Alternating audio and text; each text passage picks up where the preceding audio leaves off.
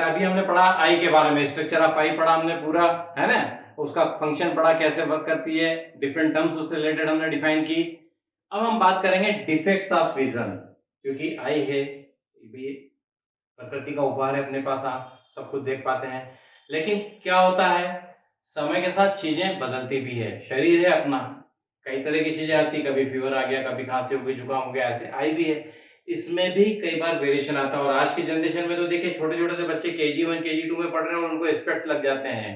क्यों?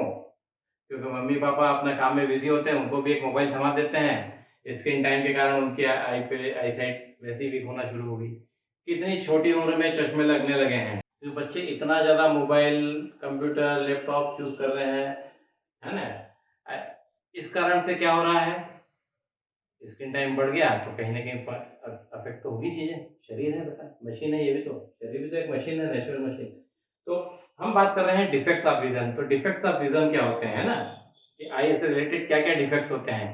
तो there are 4 defects, आपके कोर्स में 3 दिए हैं बुक में, एनसीईआरटी में 4 डिफेक्ट्स है, वैसे मैं 5 भी बोल दूंगा और एक और भी बढ़ा दूंगा, लेकिन मेनली जो 3 आपको लर्न करना है।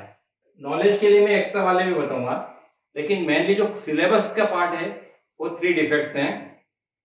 पहला है मायोपिया, दूसरा है hypermetropia and third one is presbyopia.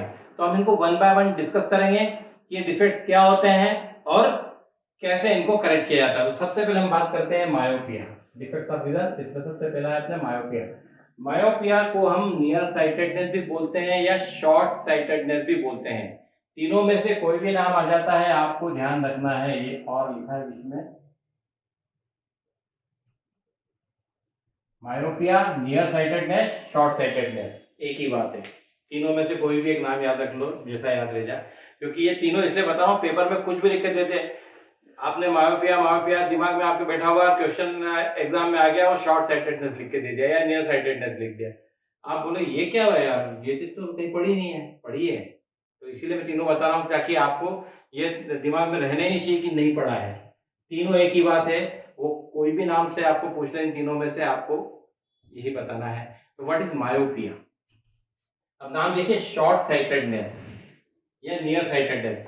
Hindi medium में अगर बात करते हैं, खैर फिजिक्स पढ़ना आसान है इंग्लिश मीडियम में, मैं हिंदी मीडियम का स्टूडेंट रहा हूँ, तो इसको क्या बोलते हैं मालूम है? शॉर्ट साइटेडनेस नाम है, मायोपिया है या नियर साइटेडनेस। हिंदी में बोलते हैं निकट दृष्टि दोष, निकट दृष्टि दोष, ओके। और हाइपरमेट्रोपिया, जिसको फार साइटेडनेस भी बोलते हैं या लॉन्ग साइटेडनेस, इसको बोलते हैं दूर दृष्टि दोष। अब मैं आपसे, अगर मैंने हिंदी में बताया और आपको बोलूंगा बेटा मायोपिया को डिफाइन करें, आप डिफाइन करो निकट दृष्टि दोष, तो जनरली जो नाम है नियर साइटेड, इंग्लिश में भी देखोगे तो नियर साइटेडनेस, शॉर्ट साइटेडनेस, तो इस नाम से अगर आप बात करोगे तो आप जो बोलोगे शॉर्ट साइटेडनेस मतलब पास का सही नहीं दिखेगा, है ना, और फार साइटेडनेस या लॉन्ग साइटेडनेस में दूर का सही नहीं दिखा, लेकिन इसमें उल्टा है, जो डिफेक्ट का नाम है ना उसकी उल्टी डेफिनेशन होगी। ये बहुत बढ़िया तरीका है आपको याद रखने का इसको, कि जैसा उसका नाम है उसका काम उल्टा है। नियर साइटेडनेस, शॉर्ट साइटेडनेस कह सकते हो या मायोपिया, हिंदी में बात करते हैं निकट दृष्टि दोष। लेकिन इसमें क्या होता है, the person suffering from this defect, the person suffering from this defect can see nearby object clearly but can not C distant object distinctly और क्लियरली। दूर के ऑब्जेक्ट ठीक से नहीं देख पाता है। जो जो इस डिफेक्ट से सफर करता है, जिसको मायोपिया हो जाता है, जो मायोपिक पर्सन होता है, वो नियर बाय ऑब्जेक्ट को बहुत अच्छे से देख लेता है, क्लियर दिखते हैं उसको, बट फार ऑफ ऑब्जेक्ट जो होते हैं, दूर के ऑब्जेक्ट नहीं देख पाता है, मतलब कुछ मीटर के बाद वो ऑब्जेक्ट को क्लियरली नहीं देख पाता है, उसको बोलते हैं मायोपिया। क्लियर है, याद रहेगा ना बेटा, बहुत आसान डेफिनेशन है कि जो पर्सन पास का ऑब्जेक्ट तो बहुत अच्छे से देख लेता है, लेकिन दूर के ऑब्जेक्ट को क्लियरली नहीं देख पाता, डिस्टिंक्टली नहीं देख पाता है। अब देखते हैं, आप पढ़ने वाले स्टूडेंट, कई बच्चों को प्रॉब्लम आती है, ब्लैक बोर्ड के पीछे अगर बैठते हैं, बैक बेंचर्स होते हैं, तो उनको पीछे से बोर्ड पे नजर नहीं आता, या बीच में भी बैठे हैं तो बोर्ड पे नजर नहीं आता लिखा हुआ, क्योंकि वो कुछ 1 मीटर या कुछ मीटर के बाद का उनको दूर क्लियर नहीं दिखता है मायोपिक पर्सन को। तो वो दूर वाली जो चीज आ जाती है, दूर वाली बात आ गई, तो वो उनको क्लियर नहीं होगा, बोर्ड पे लिखा हुआ देख नहीं पाते हैं, तो वो भी चेकअप कराने जाते हैं, मालूम पड़ा स्पेक्ट लगा है ना।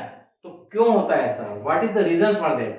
कि इस डिफेक्ट का रीजन क्या है, what is the cause of this defect. तो हमको बात करेंगे अब कि डेफिनेशन क्लियर हो गई। The person suffering from this defect can see near by object clearly but can't see distant object distinctly और क्लियरली। दूर के ऑब्जेक्ट वो क्लियरली नहीं देख पाता है, ठीक से नहीं देख पाता है, ब्लड दिखेंगे। क्या रीजन हो सकता है इसका, क्या कारण होता है, क्यों होता है डिफेक्ट। तो देखिए दोनों कॉज लिखे अपन ने। एक है excessive curvature of the eye lens. Excessive curvature of the eye lens means eye lens, फिर वही बात है, एक्सेसिव कर्वेचर मैंने बताया था ना, लेंस ही बना के बताया रखा है आपको।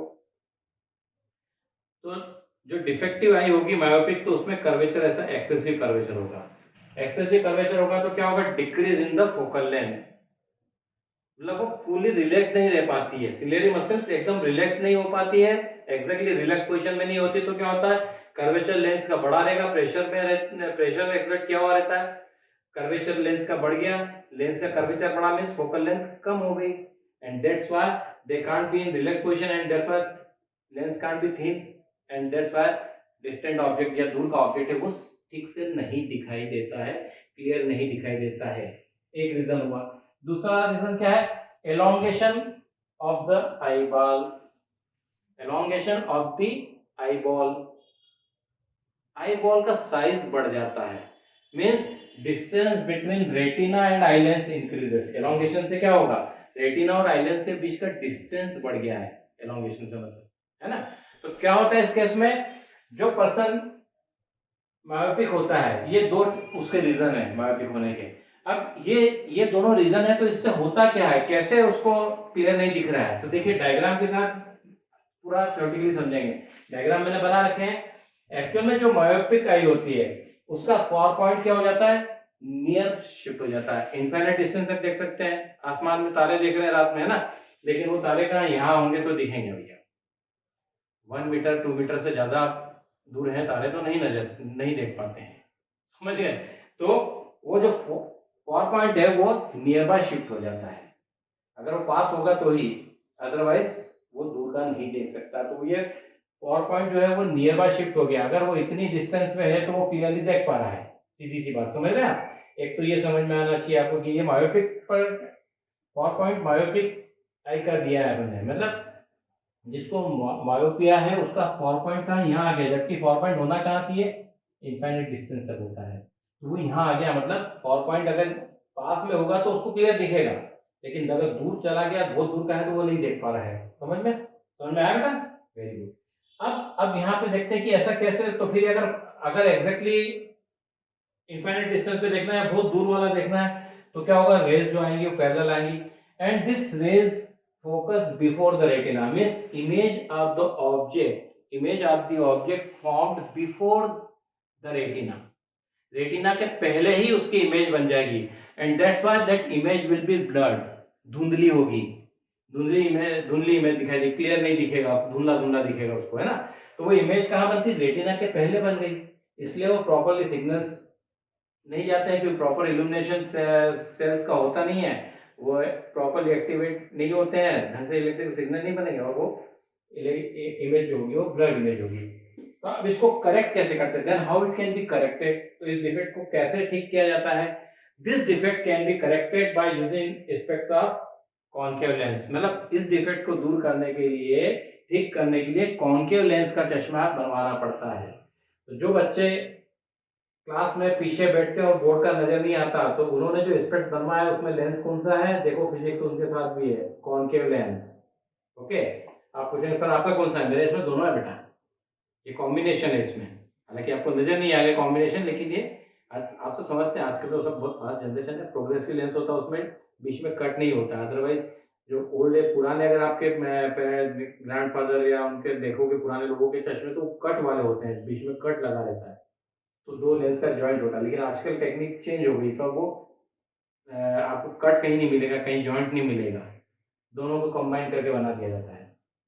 ओके, तो ये कॉन्केव लेंस को यूज करके इस डिफेक्ट को दूर किया जाता है। अब कैसे होता है, देखिए कॉन्केव लेंस कैसा लेंस है, किस नेचर का है, हमने बात की थी, उसका नाम बताया था दोनों के, कॉन्वेक्स और कॉन्केव लेंस के।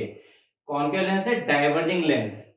तो जो मायोपिक पर्सन है उसको दूर का ऑब्जेक्ट देखना, तो जो रेज आ रही हैं दूर से जो रेज आ रही है डिस्टेंट ऑब्जेक्ट से, जो इनफाइनाइट डिस्टेंस से, दे आर कमिंग पैरेलल, और जो पैरेलल रेज आ रही है तो वो डाइवर्ज होगी इस लेंस से, कॉन्केव लेंस से क्या होगी, थोड़ी सी डाइवर्ज हो जाएगी।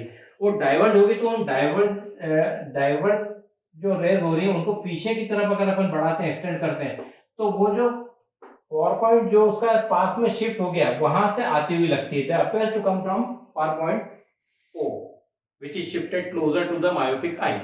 तो वहां से आती हुई लगेगी, और वो रेज फिर यहाँ डाइवर्ज होने के बाद प्रॉपर्ली कहाँ फोकस, जब डाइवर्ज हो गई तो वो फिर आई लेंस पे प्रॉपर एज पे आएगी, और वो फिर फोकस कहाँ हो जाएगी, प्रॉपर्ली रेटिना पे, and in that way all these rays converge onto the retina and image of the object distinctly obtained on the retina. In that way this defect can be corrected. इस defect को इस तरह से ठीक किया जाए, concave lens use किया, divert कर देगा रेस को, रेस जो डाइवर्ट हुई है तो उन डाइवर्टेंट रेस को अपन पीछे की तरफ बढ़ाते तो वो कहां से आती हुई लगती है, ऐसा लगता है कि वो ओ से आ रही। ओ कौन सा पॉइंट है, और पॉइंट जो है जो क्लोज शिफ्ट हो गया है, इंफिनिटी से पास आगे शिफ्ट हो गया है, तो यहाँ से आती हुई लगेगी, और वो रेस फिर डाइवर्ज होने के बाद प्रॉपर्ली रेटिना पे फोकस हो जाती है। इस तरह से इस डिफेक्ट को दूर किया जाता है। ओके, तो ये मायोपिया क्या होता है, क्लियर हो गया, समझ में आ गया बेटा, वेरी गुड, शाबाश, बहुत बढ़िया है। अब अगली बात करते हैं अपन हाइपरमेट्रोपिया। इसको क्या बोलते हैं, लॉन्ग साइटेडनेस और फार साइटेडनेस, है ना। नाम से फिर वही मैंने बता ही दिया है, तो अब आप एक के साथ एक फ्री है, ये डेफिनेशन लर्न कर ली तो उसमें चेंज कर दो, जो वहां पे नियर बाय था उसकी जगह फार ऑफ कर दो, फार ऑफ की जगह नियर बाय कर देना, आपको डेफिनेशन पूरी क्लियर हो जाएगी। कैसे, the person suffering from hypermetropia can see distant object clearly but can not see near by object clearly. वहां क्या था, can see near by object clearly and can't see distant object clearly. अब यहाँ the person suffering from hypermetropia can see distant object clearly but can not see near by object clearly. पास के object जो है वो ढंग से नहीं देख पाता है, क्लियरली नहीं देख पाता है, डिस्टिंक्टली उनको नहीं देख पाता है, वो साफ नहीं दिखेंगे, वो क्या हो जाएंगे, धुंधले, धुंधला हो गया हो, है ना। मैं भी अगर ये हटा देता हूँ तो पास के लिए मैं क्या हूँ, धुंधला हूँ, लेकिन लगा लिया तो पास के लिए मैं क्लियर हूँ, नॉर्मल हूँ, ठीक है। तो ये धुंधला हो जाता है ना। तो person can not see nearby object clearly but he can see distant object clearly and distinctly. Clear, समझ में आ गया बेटा। अब इसका भी रीजन क्या होता है, यहाँ पे रीजन की बात करेंगे, फिर करेक्शन की बात करेंगे। अब रीजन भी देखिए चेंज हो जाएंगे, जस्ट अपोजिट कर दिया। वहां क्या था, excessive curvature of eye lens means focal length decrease हो जाती है। अब यहाँ का the focal length of eye lens is too long, मतलब बहुत ज्यादा बढ़ जाती है, मतलब कंप्लीटली रिलैक्स पोजीशन में होती है, सिलेरी मसल जो होती है वो क्या हो जाती है, कंप्लीटली रिलैक्स पोजीशन में रहेगी। ये तो लेंस थिन है, एक मिनट,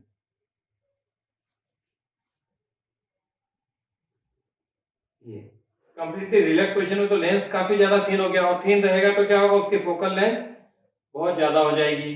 अब वो एग्जर्ट नहीं कर पा रही प्रेशर, ऐसा प्रेशर एग्जर्ट नहीं कर पाती उसकी नियर बाय ऑब्जेक्ट की पोजीशन को एडजस्ट करने के लिए। प्रेशर एग्जर्ट नहीं होगी तो फोकल लेंथ डिक्रीज नहीं होगी तो ऑब्जेक्ट क्लियर नहीं दिखेगा, तो इसलिए वो हमेशा रिलैक्स पोजीशन में रहती है सिलेरी मसल।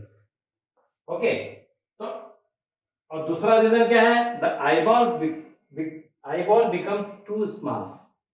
जो आईबॉल है वो बहुत छोटा हो जाता है, उसकी साइज कम हो जाती है ना, वहां बढ़ जाती है। देखो एक के साथ एक फ्री इसीलिए है कि जो रीजन है वो भी इंटरचेंज उल्टे हो गए, फोकल लेंथ अगर वहां का कम हुई थी तो यहाँ बढ़ गई, वहां आईबॉल की साइज बढ़ी थी, आईबॉल की साइज कम हो गई, हो गया उल्टा। तो एक के साथ एक फ्री है, एक आप तैयार करो, दूसरा ऑटोमेटिक तैयार हो गया। और बेटा ये दोनों क्वेश्चन आपके लॉन्ग क्वेश्चन में आते हैं। What do mean by myopia, right the cause of this defect and how it can be corrected, explain with रे डायग्राम। तो ये पूरा 3 to 5 मार्क्स में बन जाता है, 3 मार्क्स में पूछते हैं, कभी 5 में भी, एग्जैक्टली ये भी। ये दोनों क्वेश्चन आपके मोस्ट आईएमपी क्वेश्चन है बेटा, गारंटेड एक क्वेश्चन दोनों में से आएगा ही। बहुत ही ज्यादा खराब किस्मत हुई तो बात अलग है आपकी, वैसे ऐसा है नहीं, सबकी किस्मत बहुत अच्छी है, आप बहुत लकी हैं। इन दो में से क्वेश्चन गारंटेड आएगा बेटा। तो एक के साथ एक फ्री है, एक को ढंग से समझ लिया, पढ़ लिया, दूसरा ऑटोमेटिक आपका प्रिपेयर हो गया। बस करेक्शन में थोड़ा सा चेंज करना है, थोड़ा सा चेंज तो आएगा बेटा, इतना सा तो कष्ट उठाना पड़ेगा, है ना। भैया आपको प्यास लग रही है, प्यास लग रही है, पानी पीना है, आप क्या कर सकते हैं? और सर कौन जाएगा उठ के, चलो भैया मम्मी ने गिलास ला के रख दिया टेबल पे, और सर उतर के टेबल पे भी तो जाना है, वहां तक बेड पे बैठा हूँ तो आराम से, चलो ठीक है, मम्मी ने आपको हाथ आपके पास ला के दीजिए हाथ पे, अरे सर इस हाथ को ऐसे ले जाना पड़ेगा मुंह तक, कौन करे इतना कष्ट। चलो भैया वो भी कर दिया मम्मी ने या पापा ने, जो भी आपके या जो भाई बहन जो भी है, आपके होठों तक उस गिलास को लगा दिया, पीना तो आपको ही पड़ेगा ना बेटा, उतना कष्ट तो उठाना ही पड़ेगा, सख्त तो करना पड़ेगा, पानी को पीना है तो, प्यास बुझानी है तो उस पानी को पीना तो आप ही को है ना। आपके मुंह तक ले आए गिलास कोई पकड़ के, इतनी हेल्प कर सकते हैं तो मैं भी उस लेवल तक आपकी हेल्प कर दूंगा। उसका थोड़ा सा तो आपको कुछ करना है, तो ये एक के साथ एक फ्री में ही कि थोड़ा बहुत वेरिएशन है उतना आप कर लो, बाकी आपका काम बहुत आसान कर दिया मैंने, बहुत आसान है, इससे ज्यादा आसान कुछ हो ही नहीं सकता है। तो देखिए दोनों रीजन सामने आ गए, the focal length of eye lens is too long and eye ball become too small. कैसे, अब क्या होता है, तो देखिए the person suffering from hypermetropia, तो ये नियर पॉइंट जो है वो क्या होता है, shifts away from the eye. अब नियर पॉइंट आपको पता है क्या होता है, the minimum distance up to which an object is seen clearly by normal eye, और वो मिनिमम डिस्टेंस कितना, 25 सेंटीमीटर मैंने बताया था, आप बुक को पढ़िए 25 सेंटीमीटर तक, उससे पास लाओगे तो नहीं देख पाओगे, लेकिन 25 सेंटीमीटर है एग्जैक्टली तो आप क्लियरली देख पाते हो। लेकिन जो पर्सन हाइपरमेट्रोपिया से सफर हो गया है, suffering from hypermetropia, that person can't see object which is at 25 centimetre, जो 25 सेंटीमीटर पे ऑब्जेक्ट है उसको क्लियरली नहीं देख पाता है, डिस्टिंक्टली नहीं देख पाता है। अब वो नहीं पढ़ पाएगा बुक को पास रख के, दूर ले जाकर पढ़ लेगा लेकिन पास से नहीं पढ़ पाएगा 25 सेंटीमीटर से, 25 से कम तो नॉर्मल वाला भी नहीं पढ़ रहा, लेकिन 25 पे रखने के बाद और उसके आसपास रखने के बाद वो क्लियरली नहीं पढ़ पाता है। क्यों? क्योंकि वो हाइपरमेट्रिक है, उसको हाइपरमेट्रिक मेट्रोपिया हो गया है ना, ये रीजन है उसके। तो अब क्या होगा, near point shifts away from the eye, मतलब 25 सेंटीमीटर था वहां से दूर चला गया वो, एक्चुअल में ये है 25 सेंटीमीटर नियर पॉइंट, ये कहाँ शिफ्ट हो गया, यहाँ तक शिफ्ट हो गया है, इस कारण से उसको क्लियरली दिखता है। तो उसके लिए कैसे होता है, क्या होगा इसमें कि जो हाइपरमेट्रिक पर्सन है तो वो नियर पॉइंट दूर शिफ्ट हो गया, तो वो एक्चुअल में जो इमेज है नियर पॉइंट पे अगर ऑब्जेक्ट रखा है 25 पे, तो उस पॉइंट से अगर रेस चलेंगी वो ऑब्जेक्ट देखेगा, और वहां से जो रेस जा रही है तो this rays are focused behind the retina, तो वो इमेज कहाँ बनेगी, रेटिना के पीछे बनेगी। क्यों? क्योंकि आईबॉल की साइज कम हो गई, शॉर्ट हो गया है, आईबॉल बिकम टू शॉर्ट, तो image is found behind the retina. क्यों बनी है, ये यहाँ एक्चुअल में नियर पॉइंट है, वो पीछे की तरफ इमेज बनेगी, and that's why image will be blurred, it can't be seen distinctly और क्लियरली, वो साफ नजर नहीं आएगी। अब इसको कैसे दूर करें भाई, तो इसको ठीक तो इसको भी करना है। This defect can be corrected by using स्पेक्ट्स of convex lens, तो इसको करेक्ट करने के लिए कॉन्वेक्स लेंस, तो मैं जो हूँ हाइपरमेट्रिक हूँ मेनली, मुझे दूर का तो बहुत अच्छे से दिखता है, लेकिन डॉक्टर ने कहना था कि लगा लो साथ में, बहुत मामूली नंबर है तो इसको भी यूज करो, इसलिए, बाकी दूर का मेरे को दिक्कत नहीं, पास की मेरे को दिक्कत है, पास का मैं नहीं देख पाता हूँ ज्यादा क्लियर, ब्लर हो जाता है अगर वो नियर नियर पॉइंट मेरा दूर चला गया। ओके, तो वही कंडीशन है ना, तो ये नियर पॉइंट शिफ्ट्स अवे। तो अब ये कॉन्वेक्स लेंस को यूज करके कैसे दूर होगा, कॉन्वेक्स लेंस का चश्मा यूज किया है, तो कॉन्वेक्स लेंस का एस्पेक्ट यूज किया तो क्या होता है, कॉन्वेक्स लेंस कैसा लेंस है नेचर में, कन्वर्जिंग लेंस है। वेरी गुड, बहुत बढ़िया यार, ऐसे अगर आपको याद आ जाएगा, दोनों नाम याद रखना है, कन्वर्जिंग, क्योंकि वो इसलिए याद आ जाएगा, ठीक है, अभी अपन ने बात की डाइवर्जिंग की, तो ये अपना बोलो कन्वर्जिंग नेचर। तो जो रेज हैं एक्चुअल में, जो नियर बाय ऑब्जेक्ट ये है, एक्चुअल में पॉइंट कहाँ है, नियर पॉइंट ये है ना, तो अब वो दूर शिफ्ट हो गया तो एक्चुअल में रेज वहां से आ रही है, और वो क्या हो गई, कन्वर्ज होगी। ओके, लेकिन ये रेस ऐसा लगता है कि यहां से आती हुई लग रही है, ये जो आ तो दूर से है, लेकिन it they appears to come from near point ends, and therefore this lens converge the rays, and therefore this can be focused properly onto the retina, जो रेज है फिर वो प्रॉपर्ली रेटिना पे फोकस हो जाती है कन्वर्ज होने के बाद, and therefore image is formed onto the retina exactly, and in that way that object is scene distinctly and clearly, बहुत अच्छे से दिखाई देगा। कंडीशन क्या है, कैसे दूर करते हैं इसको, using convex lens, this defect can be corrected. तो पूरा एक्सप्लेनेशन आपको दे दिया है, कहीं भी कोई दिक्कत मैं सोचता हूँ नहीं होगी। ये दोनों डिफेक्ट बहुत ज्यादा इंपॉर्टेंट क्वेश्चन है बेटा, दोनों डिफेक्ट से रिलेटेड क्वेश्चन ना बनते हैं, वेरी वेरी इंपॉर्टेंट। मैंने आपसे पहले भी कह दिया आएगा, एक क्वेश्चन आएगा दोनों में से, गारंटेड आएगा। तीसरा डिफेक्ट होता है आपका प्रेसबायोपिया,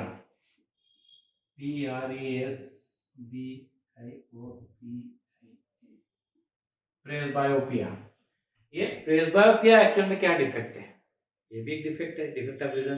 तो एक्चुअल में कुछ भी नहीं है, ये जैसे जैसे एज बढ़ती है, एज रिलेटेड डिफेक्ट है ये। एज बढ़ने के साथ साथ क्या होता है, सिलेरी मसल्स की एक्शन भी वीक हो जाती है, due to weakening action of ciliary muscles as well as eye lens also loses its flexibility. Eye lens की फ्लेक्सिबिलिटी फ्लेक्सिबल होता है ना, तो फ्लेक्सिबिलिटी वो कम हो जाती है। तो क्या होता है उस कंडीशन में, सिलेरी मसल्स की वे एक्शन भी वीक हो गई है, तो they can not exert sufficient pressure on the eye lens to see the near bye object. क्योंकि एक्चुअल में इसमें क्या होता है, ऑब्जेक्ट जो है, जो पर्सन प्रेसबायोपिया से सफर होता है, वो नियर बाय ऑब्जेक्ट को प्रॉपर्ली नहीं देख पाता है। It is because of weakening action of ciliary muscles and due to loss of flexibility of eye lens. तो क्या होता है, फ्लेक्सिबिलिटी लूज कर देते हैं, तो वो प्रॉपर्ली वो फोकल लेंथ डिक्रीज नहीं हो पाती है, और वो भी इवेलियर मसल भी वीक एक्शन के कारण प्रॉपर प्रेशर आई लेंस पे एक्सर्ट नहीं कर पाती है, and that's why focal length can't be reduced according to position of the object, and that's why nearby object cannot be seen clearly. Correction वही तरीका है जो हाइपरमेट्रोपिया, मतलब इसको ओल्ड एज हाइपरमेट्रोपिया बोलते हैं। प्रेसबायोपिया है, इसको ओल्ड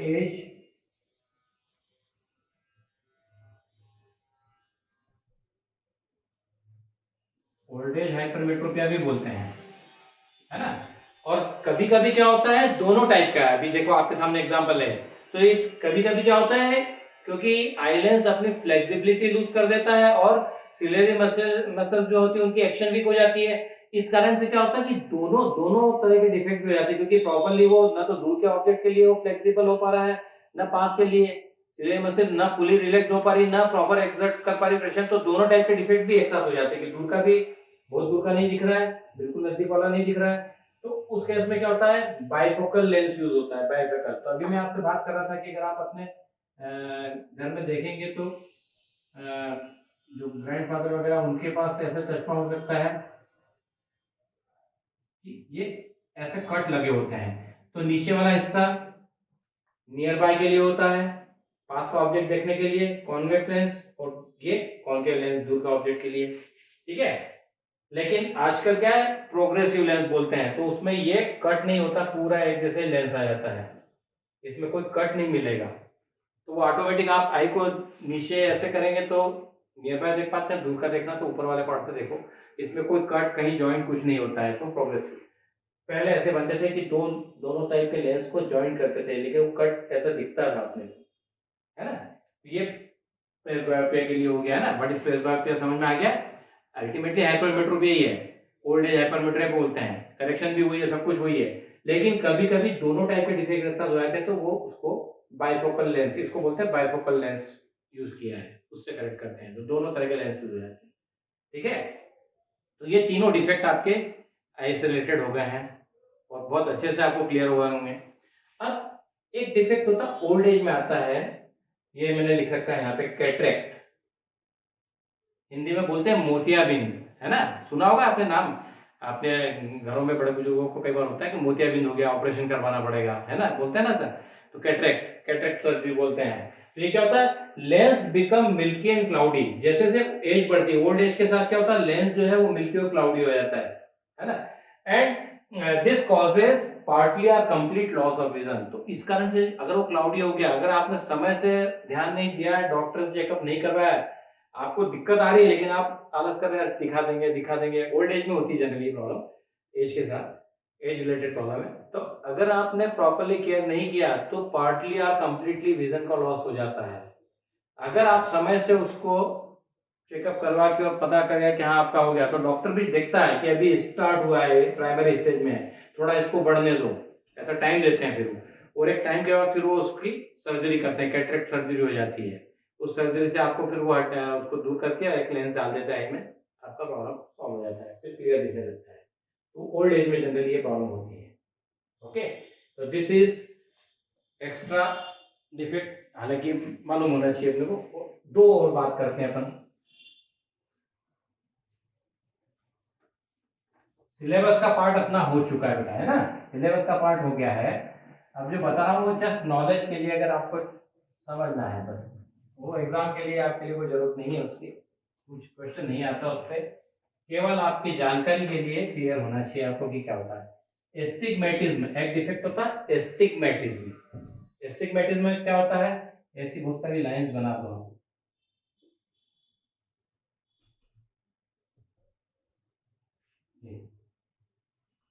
और जब इनको एक साथ देख रहे हैं तो if all this lines are appears brightly with the equal intensity then there is no problem. But अगर आप वर्टिकल को क्लियर देख पा रहे हैं, हॉरिजॉन्टल में कहीं आपको थोड़ी सी डलनेस नजर आ रही है, हॉरिजॉन्टल क्लियर दिख रही है, वर्टिकल नहीं प्रॉपर हो रही है, it means you are suffering from astigmatism. ये क्यों होता है? It is because of irregularity on the curvature of the surface of the curvature of the cornea. Cornea की जो सरफेस होती है उसके सरफेस पे इरेगुलरिटीज आ जाती हैं, तो उस कारण से ये आपको एक साथ सब ब्राइट नजर नहीं आ रही, it means you are having problem of astigmatism. उसमें क्या होता है, फिर कैसे करेक्ट करते हैं? This can be corrected by using cylindrical lenses. इसके लिए सिलिंड्रिकल लेंसेज आते हैं, तो वो प्रॉपर कर्वेचर प्रोवाइड कर देगा और उस कारण से आप फिर properly with equal intensity you can see all this lines. ये एस्टिग्मेटिज्म होता है। और एक डिफेक्ट और होता है कलर ब्लाइंडनेस। ये जेनेटिक डिसऑर्डर है एक्चुअली, ये जेनेटिक होता है कलर ब्लाइंडनेस। लेकिन जनरली जब तक प्रॉपर चेकअप ना हो तो खुद को, जब कोई कलर ब्लाइंड है उसको भी खुद को भी नहीं पता होता कि वो कलर ब्लाइंड है, जब तक प्रॉपर चेकअप अगर नहीं हो जाता है। तो कलर ब्लाइंडनेस कैसे होती है? It is because of deficiency of cone shape cells. हमने बात की थी ना आई के स्ट्रक्चर में, there are millions of cells are there on the retina.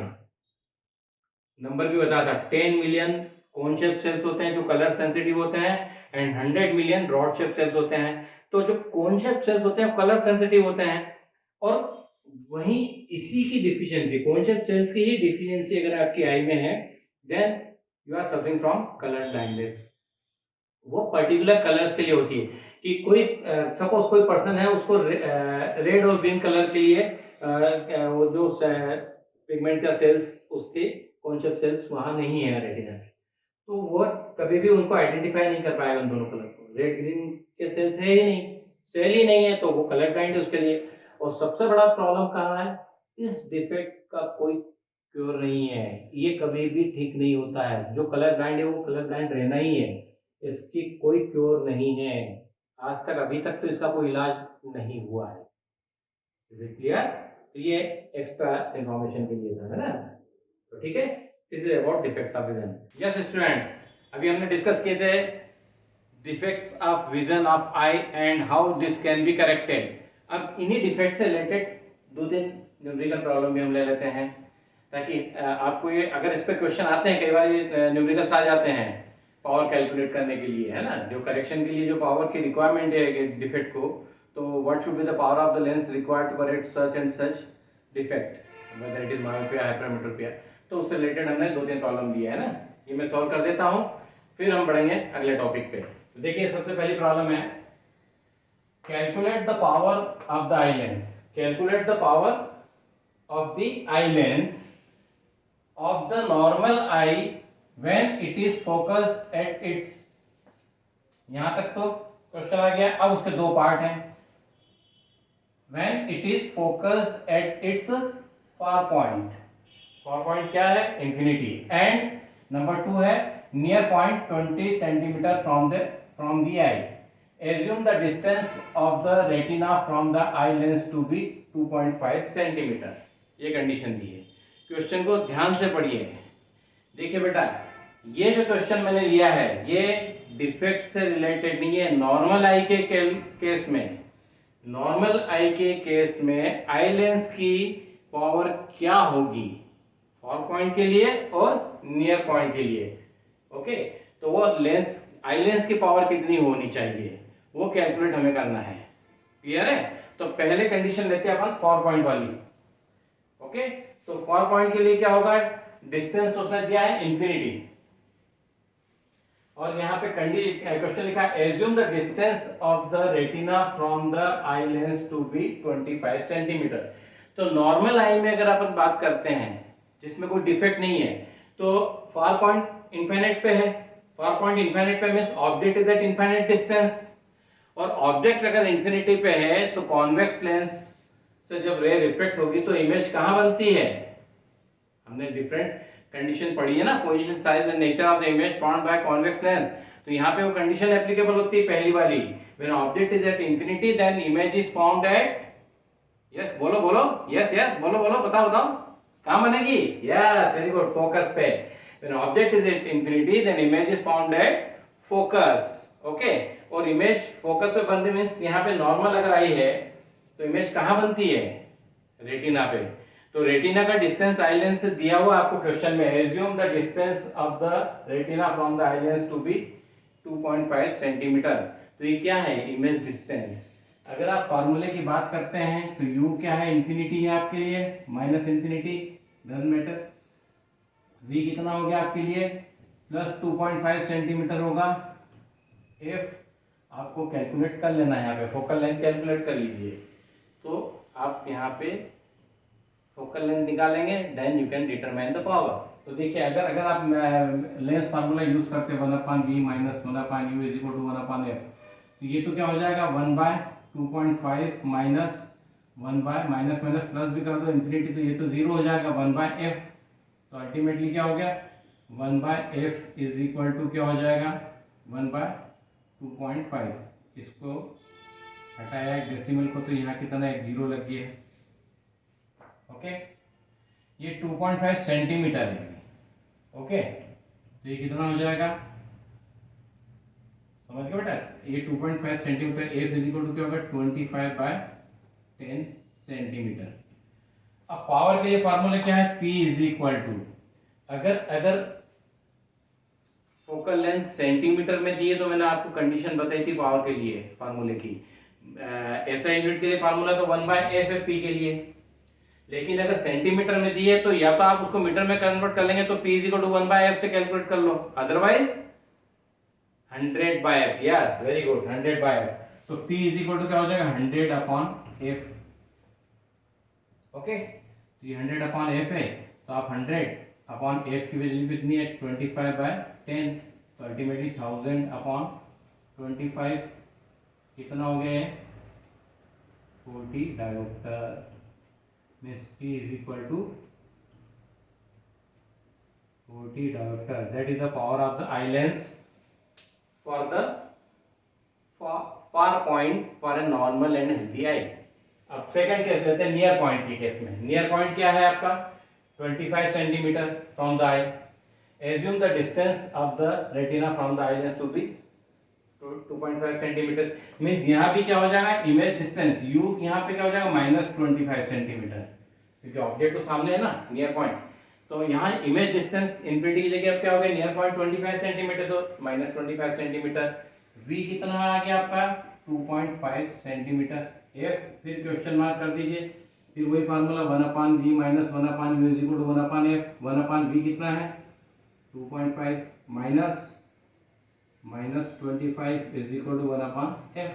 Minus minus से प्लस हो जाएगा, तो 1/2.5 plus 1/25 that is equal to 1/f। इसको डेसिमल को हटाया, 0 हो गया। तो अभी क्या हो गया? 10/25 plus 1/25 that is equal to 1/f। ये 25 एलसीएम हो गया, ये 10 plus 1 that is equal to 1/f। ये 1/f कितना हो गया आपका? 11/25 सेंटीमीटर। अभी f में कन्वर्ट करेंगे इसको, तो f is equal to 25/11 centimetre. Clear है?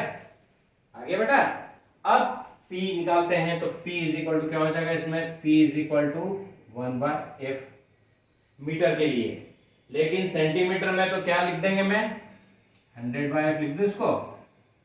If f is in centimetre, हमने सेंटीमीटर में कैलकुलेट किया, या तो आप इसको मीटर में कन्वर्ट कर लो, एक ही बात है, ओके।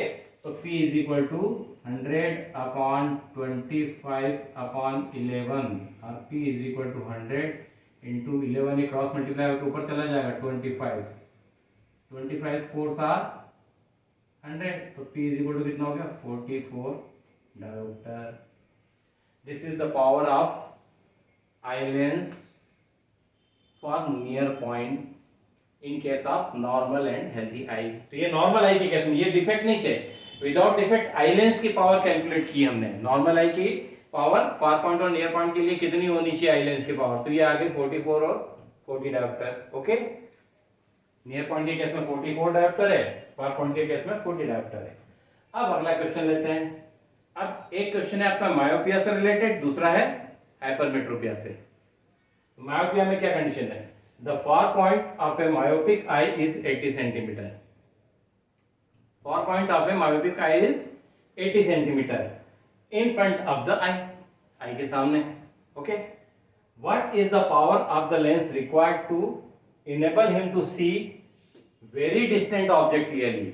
तो उस पर्सन के लिए वेरी डिस्टेंट, बहुत दूर के ऑब्जेक्ट को अगर डिस्टेंटली या क्लियरली देखना है तो क्या पावर होनी चाहिए, तो क्योंकि उसका फार पॉइंट इंफिनिटी से कहाँ आ गया, 80 सेंटीमीटर भी आ गया है, वो 80 सेंटीमीटर से ज्यादा नहीं देख पाता। मैंने कल आपको थ्योरी में बताया था कि 1 मीटर तक शिफ्ट हो जाता है, 1 to 2 वो मैंने बोल दिया था, लेकिन वो 1 मीटर ही रहता है मैक्सिमम, 1 मीटर के आसपास शिफ्ट हो जाता है फार पॉइंट, उसके बियॉन्ड वो क्लियरली नहीं देख पाता है।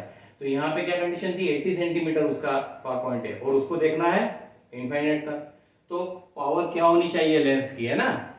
तो देखिए यहाँ पे जो फार पॉइंट है, मींस फार पॉइंट क्या होगा, फार पॉइंट जो है वो x सेंटीमीटर कह देते अपन, तो डिस्टेंस वो कितना हो गया, ये माइनस x की वैल्यू कितनी है 80 सेंटीमीटर, तो f इज इक्वल टू क्या हो जाएगा minus x. Why it is so, because distance तो फ्रंट में है ना, और इनफाइनाइट डिस्टेंस जो है वो फ्रंट में है, तो लेफ्ट में मेजर होगा डिस्टेंस, तो दैट इज माइनस 80 सेंटीमीटर। तो P is equal to 1/f। ये मीटर के लिए है, या तो इसको कन्वर्ट कर लीजिए तो 0.8 हो जाएगा, है ना, अदरवाइज इसको P is equal to 100/f अगर लिखता हूं मैं, तो ये 100 माइनस 80, एक जीरो कैलकुलेट हो कैंसिल हो गया, ये हो जाएगा P is equal to minus 10/8, 2 4 7 8, 2 5 7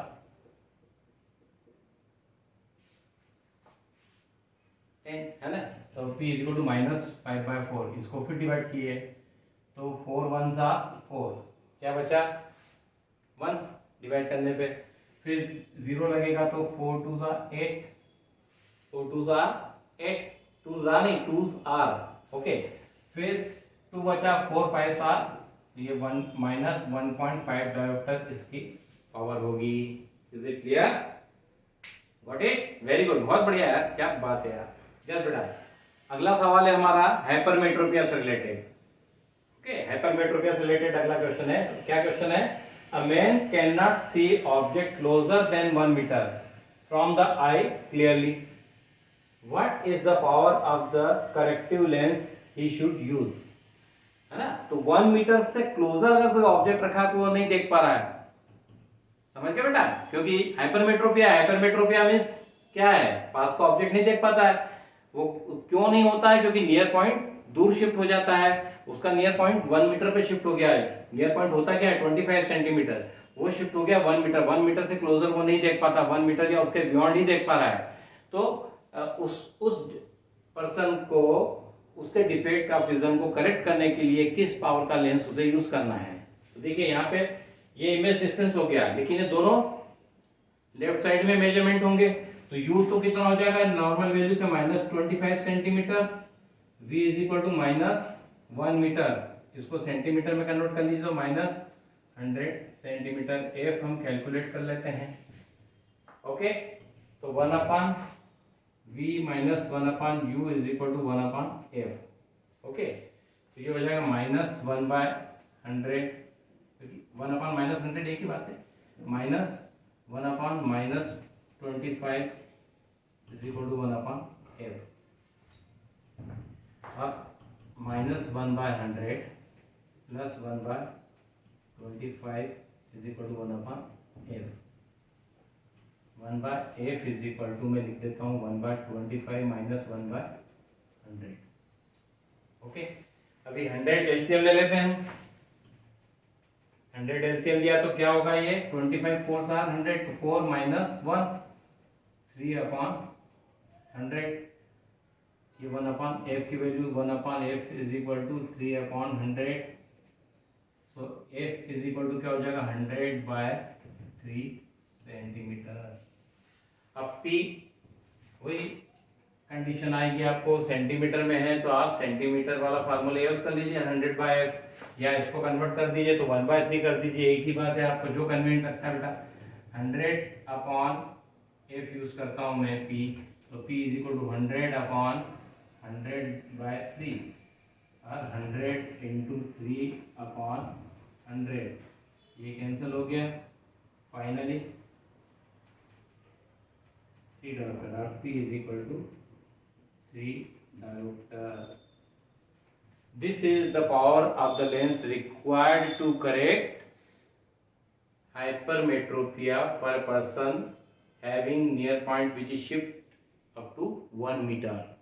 जिसका 1 मीटर शिफ्ट हो गया है तो उसको वापस से अगर करेक्ट करना है 25 सेंटीमीटर से देखने के लिए किस पावर का लेंस यूज करना, 3 डायोप्टर का।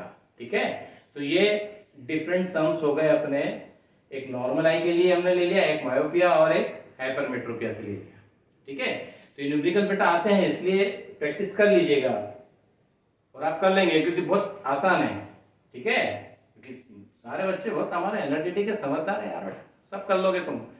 I am very much confident about you. चलिए अब अगला टॉपिक हम नेक्स्ट क्लास में शुरू करेंगे, prism, reflection of light through a prism. Okay.